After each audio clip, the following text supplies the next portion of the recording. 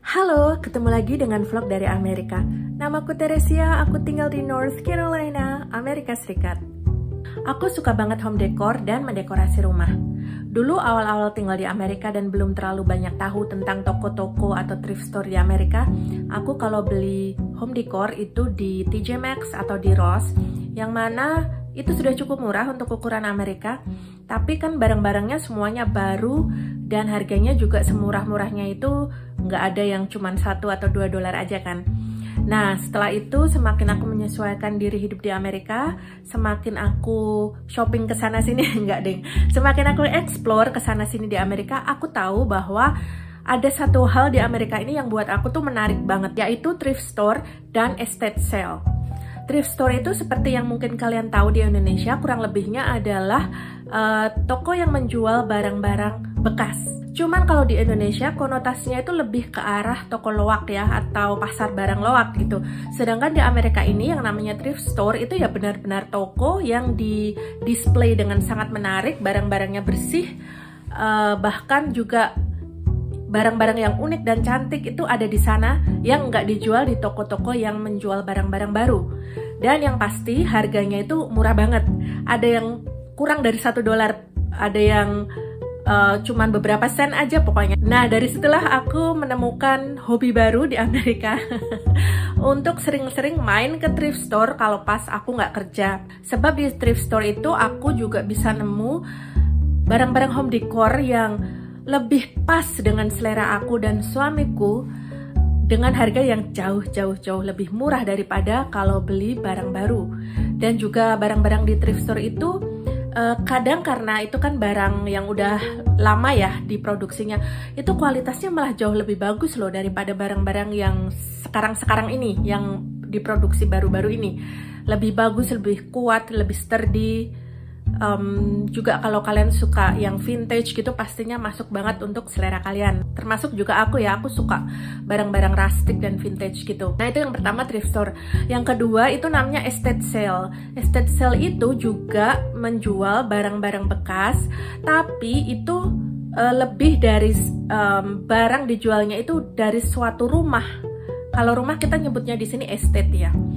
Dari satu rumah, misalkan entah orangnya meninggal atau orangnya pindah rumah, atau ya pokoknya mereka mau menjual aja, dan itu barangnya lebih lebih menyeluruh karena itu seluruh isi rumah yang dijual. Jadi ya ada furniture, ada home decor, ada alat-alat masak dan sebagainya. Dan biasanya orang yang jual estate sale itu mereka yang rumah-rumahnya itu termasuk cukup bagus ya, rumah menengah ke atas. Jadi barang-barangnya juga pasti lebih bagus, barang-barang bahkan semi luxury. Nah, makanya aku suka banget main ke dua tempat itu, ke thrift store lalu ke estate sale. Kebetulan lagi di dekat rumahku itu ada thrift store yang juga mengadakan estate sale setiap 2 minggu sekali. Jadi aku cukup datang di satu tempat aja bisa dapet dua-duanya kayak gitu. Dan dari rumahku cukup jalan aja, lumayan deket. Jadi aku seneng banget. Tapi thrift store favoritku nggak cuma di situ, aku juga nyari di tempat-tempat lain. Nah, aku mau merefresh atau ganti interior sedikit di living room aku. Kebetulan aku lagi libur. Nah, karena aku juga banyak hal yang harus aku kerjakan ya, pekerjaan rumah yang lain.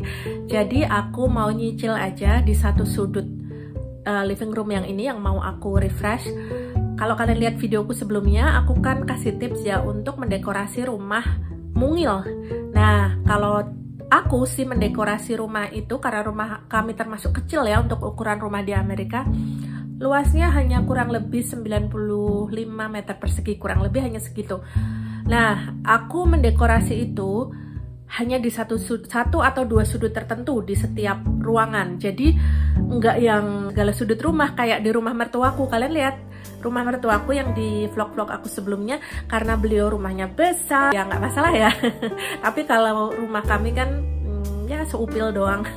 Jadi aku pengen menata dengan seefisien mungkin, tapi tetap fungsional dan tetap estetik kalau bisa. Nah, aku mau kasih lihat ke kalian gimana aku akan merefresh salah satu sudut di living room aku, oke? Oh iya, sebelum kalian bingung, aku kasih tambahan lagi. Luas rumah sekitar 95 meter persegi yang tadi aku sebutkan di awal, itu hanya rumahnya aja ya, tidak termasuk tanahnya. Tanah kami itu luasnya kurang lebih 700 meter persegi. Di sini ukurannya kan square feet ya, jadi kurang lebih aja, kurang lebih 700 meter persegi, dan itu juga termasuk kecil untuk ukuran luas tanah rumah di Amerika. Kenapa rumahnya hanya sekitar 90 meter persegi, sedangkan luas tanahnya itu 700 meter persegi, jadi kan masih bisa diperbesar atau apalah-apalah. Nah, itu bedanya dengan di Indonesia. Rumah-rumah di Amerika itu ada code atau kode-kode aturan dari kota masing-masing yang harus dipatuhi sebelum kita membangun apapun, apalagi rumah kan. Nah, kalau code yang ada di kota kami itu jarak bangunan dari jalan umum itu ada sekian feet. Kalau di meter kan ya kurang lebih 3 atau 4 meter. Jarak dari jalanan umum ke rumah itu harus minimum 4 meter. Terus dari batas dengan properti tetangga itu juga kurang lebih 4 meter. Nah, jadi bisa kalian bayangkan ya, misalkan ini lotnya atau luas tanahnya itu 700, berarti kan nggak boleh. Kebetulan rumah kami di hook ya, dapat 2 arah. Enak sih, tapi akibatnya juga kami nggak boleh membangun ke arah jalan itu harus minimal berjarak 4 meter. Karena rumah hook kan berarti kami kena 2 jalan kan. Nah, jalan di sini 4 meter, jalan di sana 4 meter. Kami ada tetangga di sebelah sana juga 4 meter, tetangga di belakang rumah juga ada 4 meter. Nah, jadi kayak gitulah. Tapi juga selain itu, ada aturan-aturan itu juga. Orang-orang Amerika itu suka sekali berkegiatan outdoor. Seperti suamiku itu dia suka banget hiking, naik gunung, camping. Terus kalau di rumah dia suka gardening, motong rumput, nanam-nanam pohon, berkebun dan sebagainya. Pokoknya suka banget kegiatan di luar rumah. Itu rata-rata orang Amerika seperti itu. Jadi mereka itu kalau membangun rumah itu halaman depan, belakang, samping itu maunya yang masih ada dan masih luas. Nah, itu mereka tuh kayak gitu. Jadi beda dengan orang Indonesia yang kalau membangun tuh cenderung rumahnya yang digedein ya kan, halamannya yang jadi kecil banget atau bahkan nggak ada halaman. Nah, kalau di Amerika orang-orang itu suka dengan ruang-ruang terbuka, outdoor yang terbuka. Jadi mereka lebih suka punya halaman yang lebih luas daripada ukuran rumah mereka. Seperti kalian juga lihat di vlog-vlog aku sebelumnya, di rumah mertuaku itu kan tanahnya luas banget ya. Tapi yang didirikan bangunan rumah utama itu walaupun rumahnya juga luas ya, tapi kan sisa tanahnya tuh masih banyak banget. Walaupun di situ ada rumah utama, ada kapel, terus ada gudang dan sebagainya, tapi tanah yang tersisa itu masih luas banget. Nah, itu ciri orang Amerika itu seperti itu. Selain karena aturan mendirikan rumah dan bangunan itu ketat, nggak boleh sembarangan, dan harus dapat izin ya. Nah, ini selain aturan yang ketat, jangan dikira oh cuman aturan doang, ntar nggak apa-apa deh.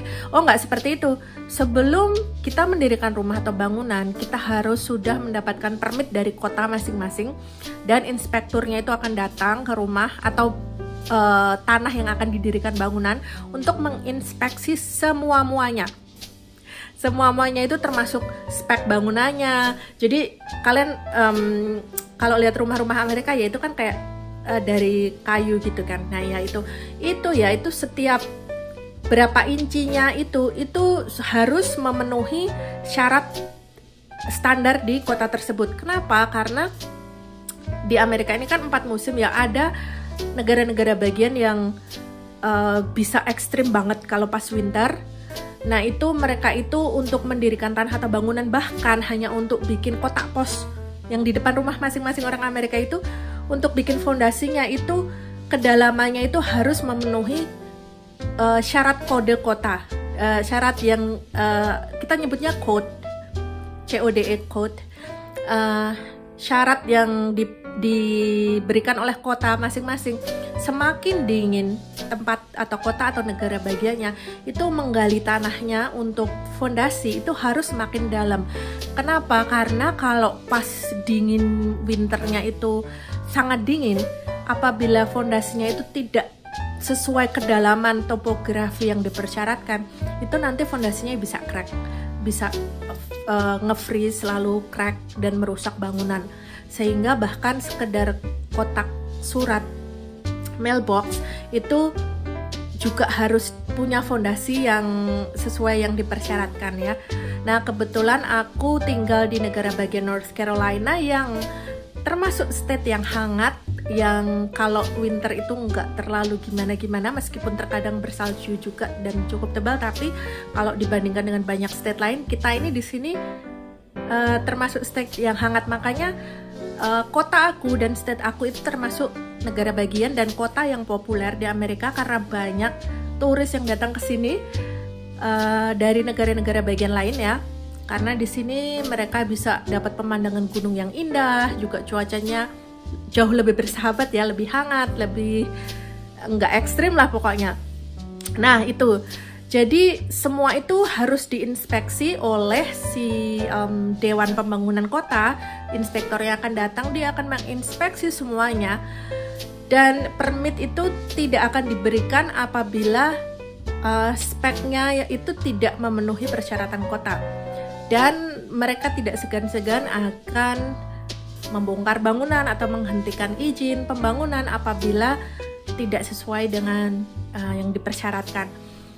Kalau di sini sih aku merasanya bukan dipersulit ya, tapi memang lebih ke itu kenyataannya, karena suamiku seorang kontraktor, jadi aku banyak belajar tentang struktur bangunan di Amerika itu dari dia dan juga dari keluarganya, karena keluarga dia itu juga kontraktor ya di Wisconsin sana. Mertuaku ya dulu kontraktor, sekarang udah pensiun, tapi diteruskan oleh anaknya yaitu kakak sulung suamiku. Nah dari mereka lah aku belajar ternyata seperti itu. Kalau membikinnya nggak tepat, nanti malahan akan ada potensi kerusakan yang cukup fatal. Kalau fondasi udah rusak, udah crack dan sebagainya, walah itu akan repot sekali memperbaikinya. Sedangkan kalau di musim yang pas musim dingin ya, baik ekstrim maupun enggak, yang namanya musim dingin pasti dingin banget. Itu kalau ada crack sedikit aja itu kan akan sangat mempengaruhi suhu dan juga kenyamanan si orang yang tinggal di situ kan. Nah, sehingga sedari awal itu sudah harus dipikirkan untuk bikin fondasi itu, fondasi rumah atau bangunan atau kotak pos bahkan, itu harus di kedalaman berapa feet. Supaya fondasinya itu kalau ada segala macam force majeure ya, itu sesuai dengan area tersebut, itu akan relatif aman gitu. Struktur bangunannya aman, fondasinya aman dan sebagainya. Nah, semakin dingin negara bagiannya, state-nya, itu menggalinya harus semakin dalam. Nah, karena dari awal menggalinya semakin dalam, maka biasanya mereka yang tinggal di state-state yang lebih dingin itu rumahnya punya basement, karena sekalian menggalinya dalam kan, dibikin basement sekalian gitu. Dan basement itu kalau di Amerika kan semua sistem listrik, air, heater, AC segala macam itu tidak diletakkan di dalam rumah tapi di basement. Kalau mereka punya basement ya. Rata-rata yang tinggal di negara bagian yang lebih dingin, yang ekstrim winternya, itu mereka punya basement karena itu tadi mereka harus menggali untuk fondasi itu cukup dalam. Jadi sekalian aja bikin basement gitu. Nah disitulah semuanya diletakkan. Nah kalau kayak di rumah mertuaku itu kan termasuk state Wisconsin, itu termasuk yang sangat dingin. Kalau winter, dingin banget. Nah itu mereka punya basement, kan aku kasih lihat di vlog sebelumnya kan. Nah itu kan basementnya tuh sangat tertata rapi dan udah kayak toko aja. Karena semua hasil ngetrif ibu mertua aku tuh disimpan di sana. Nah kurang lebihnya kayak gitu. Kalau di state aku North Carolina itu termasuk hangat ya, tadi aku bilang. Jadi kita nggak perlu menggali fondasi sedalam seperti mereka yang tinggalnya di state yang dingin. Jadi kalau di tempat aku itu ada yang punya basement rumahnya, tapi ada juga yang hanya kita nyebutnya crawl space. Crawl space itu sama kayak basement tapi kita nggak bisa berdiri penuh gitu loh, kita merangkak. Jadi separuh aja gitu, itu nyebutnya crawl, makanya crawl kan merangkak. Nah, rumah kami juga adanya crawl space. Itu kenapa? Karena ya kita nggak perlu menggali sedalam itu sampai dapat sampai bisa mendirikan fondasi. Jadi kan nggak terlalu dalam, makanya hanya bisa untuk crawl space dan bukan basement. Karena kalaupun mau membuat basement kan berarti kan harus menggali lebih dalam lagi dan itu costnya lebih banyak lagi. Sedangkan itu nggak terlalu perlu untuk negara bagian aku. Sehingga kami punyanya crawl space dan sama fungsinya. Di crawl space kami itu semua sistem heater, AC, air, listrik semuanya ada di sana. Jadi di dalam rumah itu bersih, nggak ada yang berseliweran gitu. Nah itu sekedar info aja. Dan seperti tadi yang aku bilang, kalau kalian lihat loh rumahnya kok nggak penuh ya, padahal halamannya masih luas, masih ada. Itu karena faktor-faktor yang tadi aku sebutkan. Dan ya terutama karakter orang Amerika emang gitu, mereka suka outdoor ya, berkegiatan gitu. Dan juga di sini kita nggak ada yang punya pagar rumah. Apakah aman? Iya aman. Karena orang-orang di sini itu sangat menjaga banget privacy. Jadi nggak ada orang yang nyelonong masuk ke halaman kita meskipun tanpa pagar. Palingan ya tukang delivery Amazon atau USPS atau pokoknya tukang antar paket aja gitu. Itu pun kalau paketnya masih muat ditaruh di mailbox, ya ditaruhnya di situ. Kalau nggak muat baru dia akan jalan ditaruh di teras kita. Gitu. Oke, kita lanjut yuk ke mendekorasi sudut di living room aku. Nah ini tuh aku kepengen mengganti suasana, pengen refresh di sudut ini. Aku pengen mengganti meja yang kecil itu dengan meja ini nih, teak heart. Ini meja antik pemberian ibu mertuaku dan aku suka banget, suamiku juga suka banget.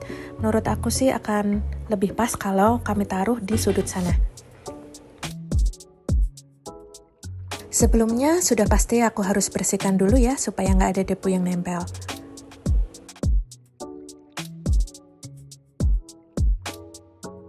Oh iya, menambahkan lagi sedikit info tentang rumah-rumah di Amerika. Mungkin kalian ada yang bertanya-tanya, kok rumah-rumah di Amerika itu kebanyakan terbuat dari kayu? Karena kayu itu ternyata adalah media yang sangat baik untuk menyimpan hangat atau panas. Jadi hawa hangat dari dalam rumah yang dihangatkan oleh heater itu nggak gampang merembes keluar rumah dan suhu di dalam rumah menjadi relatif lebih stabil dan terjaga hangat. Ini penting banget untuk musim dingin ya, terutama di negara-negara bagian yang dinginnya pada saat winter bisa sangat ekstrim suhunya. Seperti di rumah mertuaku itu suhunya di saat winter yang ekstrim bisa sampai minus 30 derajat Celcius. Waduh, juga ketebalan saljunya itu bisa sampai 60 bahkan 70 cm. Waduh, udah masuk angin aja ya ngebayanginnya. Nah, selain itu di dalam dinding rumah kayu itu juga terpasang insulasi untuk menjaga hawa di dalam rumah tetap hangat. Semakin dingin negara bagiannya, pasti Dewan Pembangunan Kotanya akan memberikan syarat ketebalan insulasi rumah itu pasti jauh lebih tebal daripada negara-negara bagian yang lebih hangat seperti di tempat aku. Sistem insulasi rumah yang baik itu juga akan sangat berpengaruh pada bill atau biaya listrik atau heater atau AC di rumah itu. Karena kalau insulasinya dipasang dengan baik dan benar sesuai dengan aturan standar di tempat masing-masing, maka suhu rumah akan terjaga lebih stabil sehingga pemakaian penghangat ruangan atau heater pada saat musim dingin maupun AC pada saat musim panas itu akan lebih irit. Jadi biaya bulanannya pasti lebih hemat dong. Aku bersyukur banget suamiku punya pengetahuan tentang hal-hal seperti itu. Jadi pada saat dulu kami membeli rumah, itu dia bisa mengecek dulu dan nggak terjebak dengan rumah yang sistem insulasinya kurang bagus atau fondasinya jelek dan lain sebagainya. Yang pastinya kami akan keluar banyak biaya untuk melakukan perbaikan. Kondisi rumah kami pada saat kami membelinya relatif bagus, bersih, kokoh, sehingga nggak perlu ada renovasi yang terlalu major yang harus kami lakukan. Palingan kami ada perbaikan kecil-kecil aja yang bisa dilakukan sendiri oleh suamiku, jadi hemat banget deh, nggak perlu bayar jasa orang memperbaiki. Karena di sini biaya jasa itu sangat mahal, makanya orang Amerika kebanyakan melakukan apa-apa itu sendiri. Nggak ada yang punya asisten rumah tangga, atau sopir, atau tukang kebun, atau apalah itu, karena mereka melakukan semuanya sendiri seperti aku dan suamiku. Pernah dulu sebelum pindah ke rumah ini, kami memakai jasa plumber atau tukang pipa air untuk upgrade sistem pipa air di rumah kami. Ini cuma upgrade ya, nggak ada yang rusak, tapi memang kami pengen ada peningkatan supaya aliran air lebih bagus. Jadi tukang pipa airnya hanya butuh 1 hari untuk melakukan upgrade. Tapi biayanya bikin aku terpana dong. Tahu nggak berapa? 4.500 US dollar atau setara kurang lebih 60 juta rupiah. Waduh. Oh iya, kemarin suamiku membelikan ini nih. Bunga tulip, ada tulip kuning dan tulip merah. Mesti aku pindah ke dalam pot yang lain yang lebih besar sih. Tapi untuk sementara ini aku taruh di sini dulu deh. Lanjut ya ke pembahasan serba-serbi Amerika. Kenapa biaya jasa di Amerika itu sangat mahal? Karena mereka itu, para penyedia jasa, harus punya sertifikasi khusus, juga harus punya license bila perlu, serta mereka harus punya asuransi sesuai dengan profesi yang mereka geluti, dan semakin tinggi resiko profesi mereka, asuransi profesi itu akan semakin mahal. Karena kalau terjadi apa-apa yang resiko tinggi itu, maka si customer bisa aja menuntut si penyedia jasa. Nanti kalau hal itu terjadi, maka pihak asuransilah yang akan menanggung kerugiannya. Makanya semakin beresiko profesinya, akan semakin mahal biaya jasanya.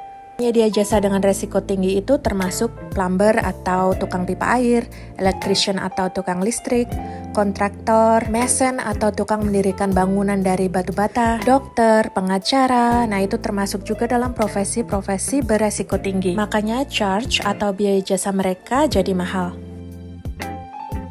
Tara, selesai deh penyegaran ruanganku.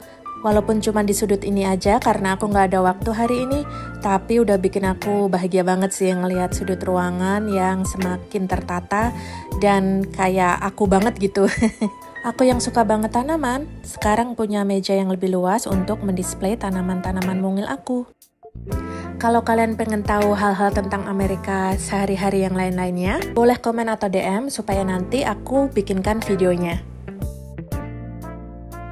Karena banyak hal-hal yang berbeda dari Indonesia yang menarik untuk dipelajari. Dan dicontoh bila hal itu baik untuk pengembangan diri kita maupun lingkungan sekitar kita, supaya kita tambah maju. Oh iya, sebenarnya aku juga ada refreshment sedikit di sudut dapur aku. Nanti aku bikinkan di video terpisah aja ya. Oke, sekian dulu vlog dari Amerika kali ini. Thank you for watching. Jangan lupa subscribe supaya kalian bisa menonton kehidupan sehari-hari di Amerika dan berasa ikutan jalan-jalan seru di Amerika. Sampai jumpa di vlog dari Amerika berikutnya. Bye-bye!